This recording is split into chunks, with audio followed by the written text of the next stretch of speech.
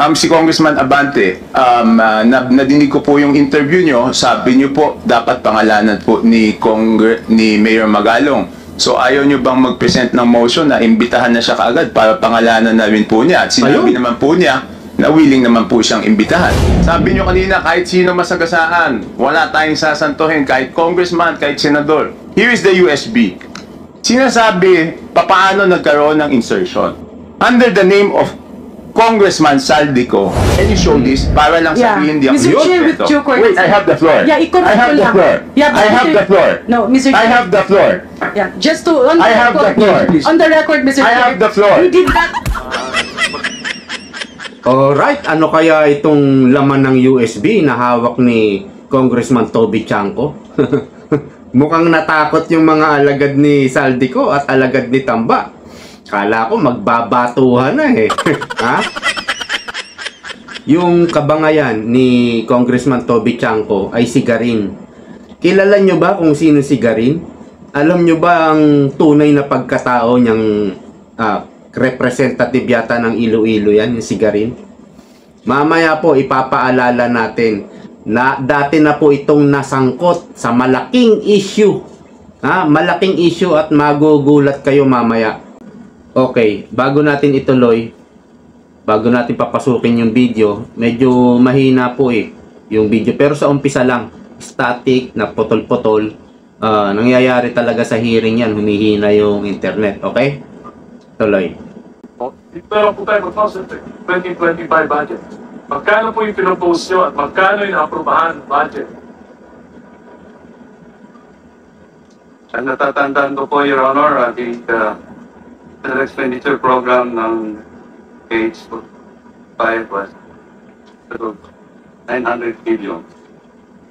What came out of the General Appropriation Act is 1.08 billion. Gano'n po kalaki ang nadagdag? 1.088 trillion. Gano'n po kalaki ang nadagdag? The dagdag is 180 billion. At sa nadagdag po na 188 billion, ito ba yung mga infrastructure projects? Tama po. That's correct. Sa pagkakaalam nyo, saan kumuha ng mga program of works at paano nakapagdagdag ang House of Representatives at ang Senate? Ito sa mga... Galing po ba ito sa DPWH, yung mga programa na ito? Yan ay hindi paliwanag po, Your Honor.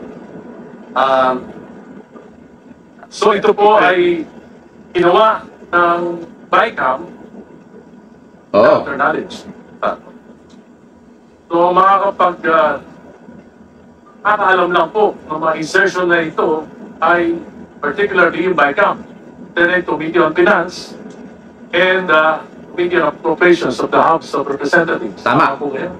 Well, as far as we know, Your Honor, that the product of ICOM. Thank you. Yun lang po ang aking, at Mr. Chair, I would like to move that in order to clear up things, clarify matters, to invite Chairman of the Committee on Appropriations, last Congress, the 19th Congress, and the Chairman of the Committee,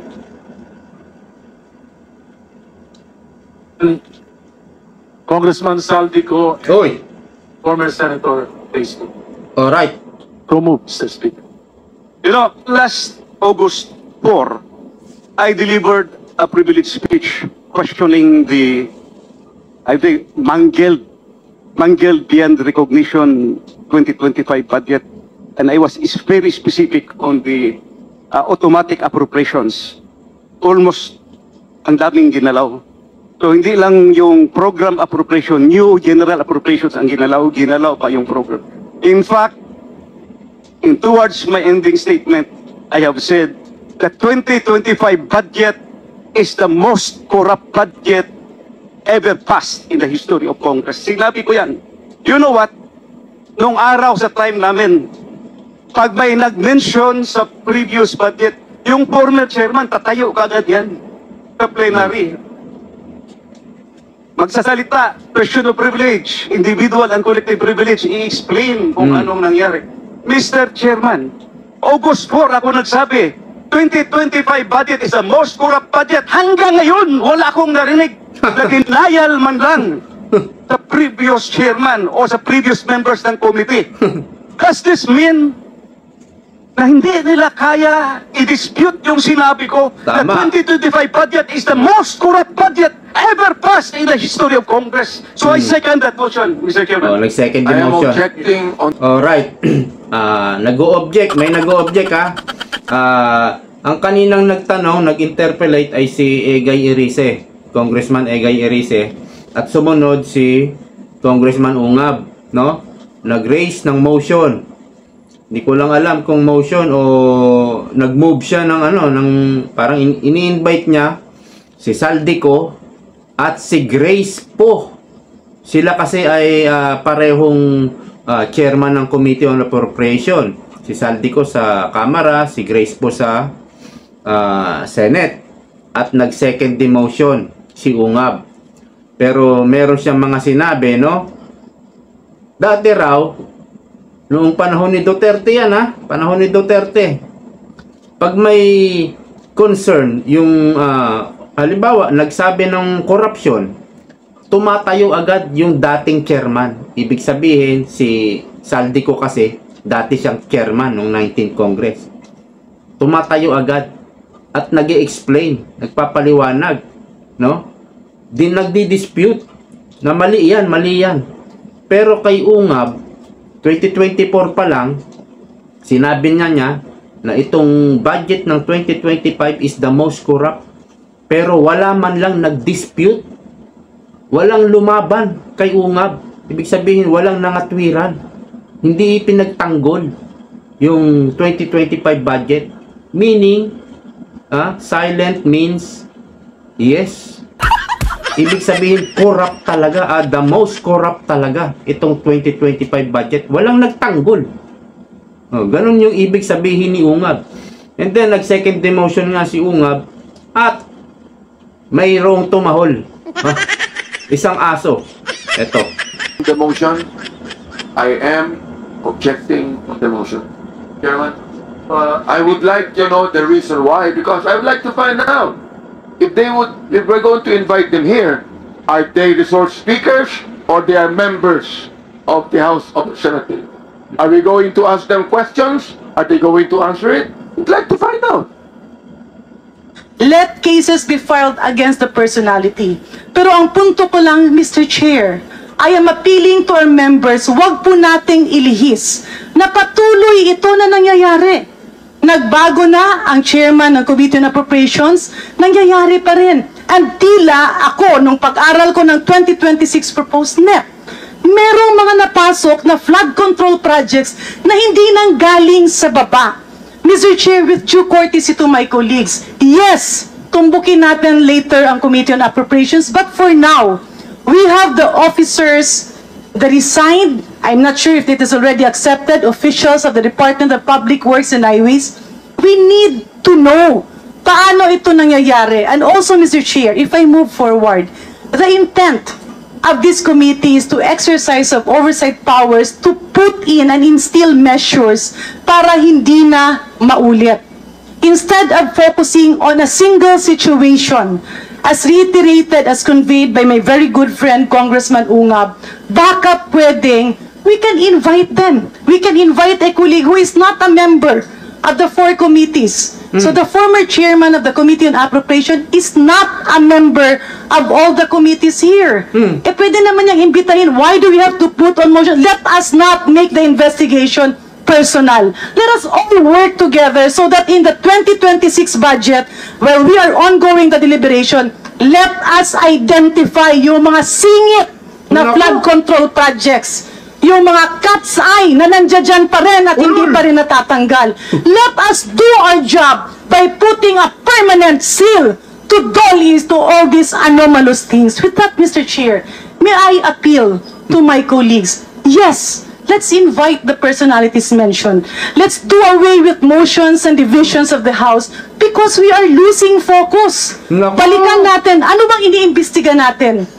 Na mapunta ang pera ng taong bayan sa tamang proyekto, na mapuntahan ang investigasyon sa dapat na mga baguhin, that we have a new secretary, that we will be helping him, maybe put everything in place, all the safety measures, at yung mga admin orders, executive orders na nandiyan dyan, tanggalin na natin while we are all here.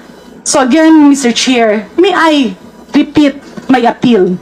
The focus of our investigation is to nip the bud, putulin ang ugat para hindi na ulit tumubo. And with that, Mr. Chair, let's move forward to the interpellators that have signified their intention to ask questions. And I believe the Honorable Erice, as I earlier talked to him, is amenable to inviting a colleague. Kung hindi dumating, then let's discuss that. But is that the solution?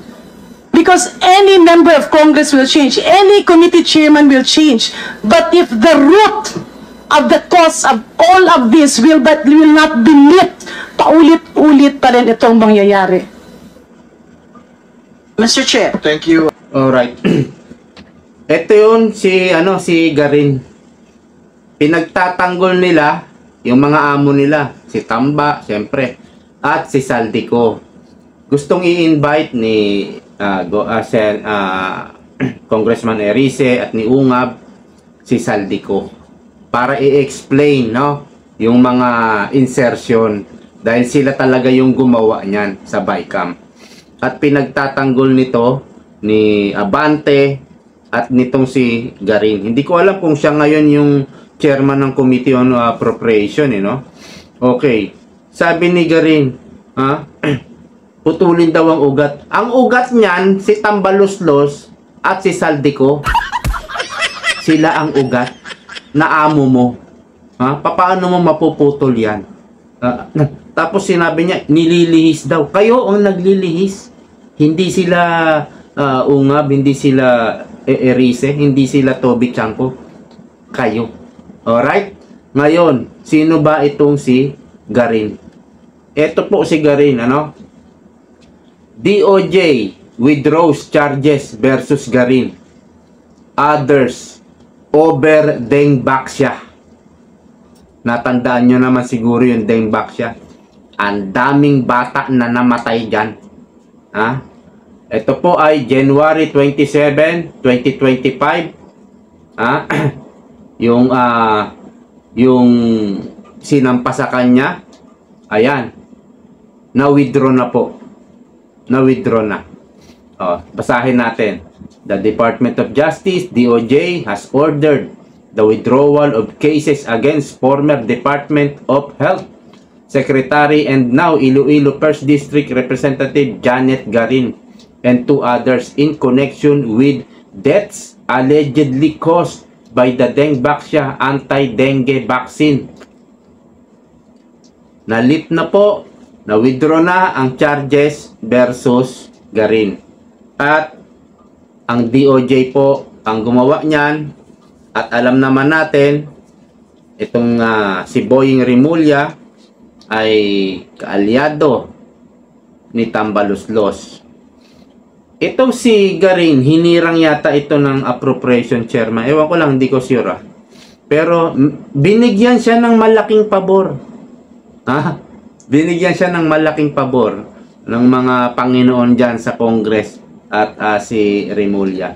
So, ano ngayon ang trabaho ni Garin? Di ipagtanggol. Ipagtanggol si Tambaluslos, ipagtanggol si Saldico. Kailangan din nilang ipagtanggol si Saldico dahil pag naiharap diyan sa hearing si Saldico, ay pwedeng malaglag si Tambaluslos. Pero pakinggan natin kung paano sasagutin ito ni Toby Chanko. Congressman Chanco, then Congresswoman De Lima, please. Yes, Mr. Chair. Yan. Yun na nga ang problema, Nung unang ginawa to, I was against it. How can we investigate ourselves? That is the primary question. So kung ang isang congressman, sabi nyo kanina, kahit sino masagasaan, wala tayong sasantuhin, kahit congressman, kahit senador. Oo. Eh kung ang congressman hindi pa pwedeng maging resource person at hindi natin pwedeng pa-testify under oath, eh di ibig sabihin sa usapang to, exempted ang congressman. Tama. So paano tayo mag-iimbestiga? Paano tayo tutuloy? Number one. Number two, Mr. Chair, here is the USB. Yun. Sinasabi, paano nagkaroon ng insertion? Under the name of Congressman Saldico, ang insertion sa BICAM as proponent siya is 13,803,693,000. And we do not want to invite him as a resource person. Tama. Mr. Chair, sorry. Comsec, can you show this para lang sabihin di ako Mr. Chair, with nagkwento? due courtesy. Wait, I have the floor. Yeah, i-correct I have ko the lang. floor. Yeah, but I have the floor. No, Mr. Chair. I have the floor. Yeah, just to, on the I have the record, floor. on the record, Mr. I Chair, have the floor. we did not refuse Suspend. to. I have the floor. Motion to suspend. Mr. Alright. Nakikita nyo si, si Congressman Toby Chanco. Napakalakas ng loob. Ang binabangga niya, Saldico, na talaga namang kadikit ni Tambaluslos, na speaker ngayon, kasalukuyan ha. Pero ang lakas ng loob ni Toby Chanco. Bakit? Alam niyo ba kung bakit? O siya lang naman ang bataan ni President Bongbong Marcos. Presidente ang backer niyan. Tignan mo itong hearing nila na ito, ano? Baka sa susunod wala nang susunod. Baka ipatigil na ni Tamba yan. Hoy, sila lang kasi maapektuhan eh. Ay lumilitaw, talagang pinagtatanggol nila yung ugat na sinasabi nila. Eh ang ugat ni si Tamba at si Saldico eh. Pero ayaw nila ipatawag. Pinipigilan nila. O di ba? Obvious na obvious. Moro-moro lang ang gusto nyong gawin. Baka pag inimbita yung mga Duterte, pumayag itong mga to eh. Pumayag, oo. Yung pinag-uusapan natin, from 2022 to 2025, flood control project. Puro kurakot. Puro kurakot. baka yan ang yan ang pinupuntirya nila. Ipapatawag si Pulong. Diba? Tuloy.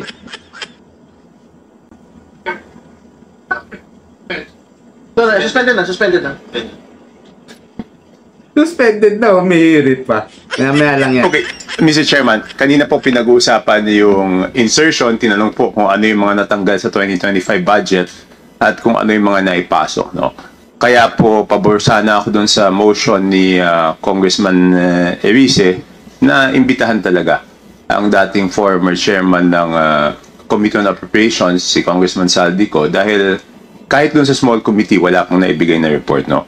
And for the record, under Congressman Saldico as proponent, ang insertion sa BICAM is 13,803,693,000, no? Under Ako Bicol, it's 2,295,000,000, and under BHW party list, it's 2,064,000,000 pesos. So ang point ko lang po dito, Mr. Chairman, is mas malaki pa po ito sa mga, even yung 2 billion, mas malaki po ito sa NEP ng ibang mga lugar. So bakit kailangan dumaan sa party list ang mga proyekto para sa distrito? Bakit hindi po binababa sa distrito directly? At ang makakasagot lang po niyan si Congressman Saldico. Okay, next. Anyway, pangalawa po, nakita ko po yung listahan ng invited resource persons. Hindi po ba man natin inimbitahan si Mayor Benji Magalong? Ayan.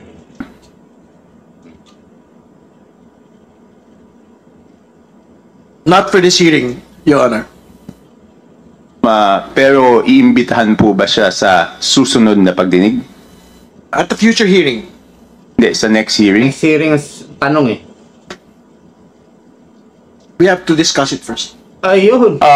Because nandito po kanina si Congressman Abante, siya po yung nagsabi na wag naman akusahan yung House at pangalanan kung sino yung tinutukoy. Tama. At pumayag naman po si Mayor Magalong na tukuyin pag siya ay inimbitahan ng House kung sino yung tinutukoy niya na pinakamalaki ang nakukuha na 20%. So ang tanong ko po, bakit pa po hindi imbitahan kaagad ng committee para malaman na po natin kung sino yung tinutukoy niya, Mr. Chair? I think we have a commitment that we will invite him.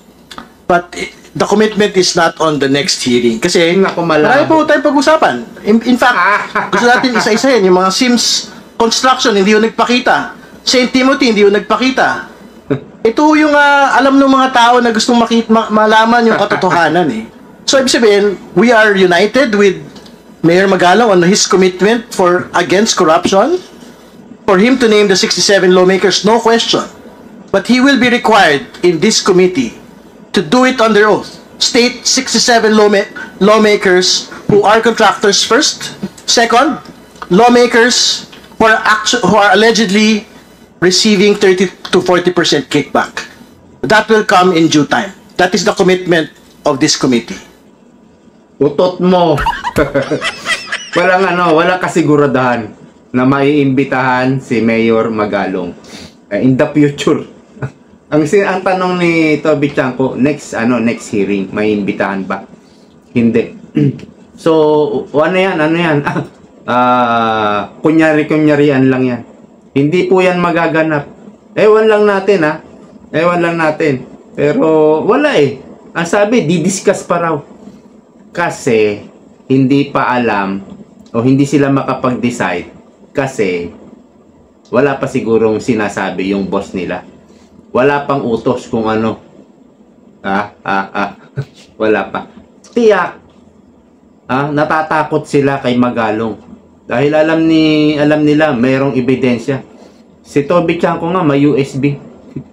Hinarang ni Garin. Pinapa-play niya eh. Pinapasalang niya yung USB. O hinarang. Hindi, kasi sa sinasabi niya, ang pinakamalaking nakukuha ay yung Committee on Appropriation. So, hindi pa bang mas mabuting i-address na po natin? Kasi, nandiyan po, si Congressman Abante, nadinig ko po yung interview nyo, sabi nyo po, dapat pangalanan po ni Mayor Magalong. So, ayaw nyo bang mag-present ng motion na imbitahan na siya kaagad para pangalanan na rin po niya? At sinabi naman po niya na willing naman po siyang imbitahan. Congressman Abante, you're being asked. Should I make the motion now? Better, Mr. Chair, to show na talagang seryoso tayong imbitahan siya. ko. Takot ka. I just have one. Mr. Chair. Before speaking, I have one question lang po to Congressman Chanco. Is this part of your interpellation or what is this? Okay. All right. It's part of my 5 minutes, Mr. Okay, Chair. all right. And after this, I will have no further questions because this will be my basis of seeing if talagang may pupuntahan tong committee na to o wala. Kung ayaw natin imbitahan si Mayor Magalong sa agarang panahon, medyo magkakaproblema tayo sa credibility niyan. But I think we have to state for the record as well that in many public forums, Mayor Magalong has labeled the committee as merely a Moro-Moro committee. Totoo. So I think the public should look at that as well. Talaga. Yes, Mr. Chair, pero sinabi niya, kahit tinawag niyang Moro-Moro, sinabi naman niya na willing siya magpumarap, di ba? Di tingnan natin kung haharap siya pag inimbitahan natin. I think... Mr. Chair, point of order. Yes, please. I think we should be sensitive regarding the word moro-moro. May we delete the words because Sus. I think it was Ayun. Kong Zia, who is a Muslim. It was, I think, an affront to the Muslim community. Yes, I understand it, but that was the exact statement of Mayor Magalong, labeling the committee as Moro-Moro. We will not remove it from the record, but because that is what he had labeled the committee. Mr. Chair, just coming it from the members of the committee and saying that it is moro-moro, I think it's quite personal on the part of the members of the committee. But anyway, I will abide by the decision of this committee. Thank you, Mr. Chair. So, mahimik ka na. Thank you, Congressman Santos. Again, would you want to respond to Mr. Chair, Congressman Chanco, please? There's no problem in making a motion, but Ako, as you made a promise to me, Mr. Chair, that one day Mayor Ako, Magalong will be malabo invited, why don't we just finish the hearing right now? We still have a lot of contractors that are waiting to be investigated, to be contractor. interpolated. So why don't we wait? Why don't we finish this first before anything else? Bakit natin ginugulo itong hearing na ito samantalang marami naman naghihintay dyan ng mga contractors na very much willing to be interpolated? sarap murahin ito. Right. Okay, thank you for your response. Congressman Chanco, please. No further questions. Thank you, Congressman Chanco. Next to interpolate is Chairman Joel Chua. You may proceed. No, Thank you, Mr. Chair. My question will be, I would like to address my question. Ang lakas mo maghamon, Abante. Hinahamon mo si Magalong. O, pumunta ka rito sa hearing ng ano. Tapos hinahamon ka ni Toby Chanco. Oh, invite mo na si Magalong. Hindi magawa eh. Hindi magawang mag-motion to ano eh. Ha? To invite si Magalong eh. Ang lakas mong maghamon. O, kasi sabi ni Magalong, talagang I will name names. Papangalanan niya talaga. Ay natakot. Takot sila. Takot talaga sila. Baka isa sa papangalanan ni Magalong si Abante. At si Saldico, talagang papangalanan niya yan. O yan. I-invite daw nila pero to the future pa. Pangloloko lang po yan. Hindi na po yan maimbitahan.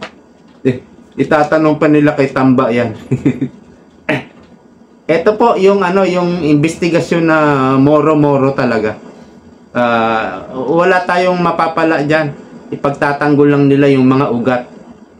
Iba yung sinasabi nila sa kinikilos talaga nila. Matagal na po itong administrasyon. Kung ano yung sinasabi, iba yung kinikilos. Okay, yan lamang po sa ngayon. Maraming salamat. Bye-bye.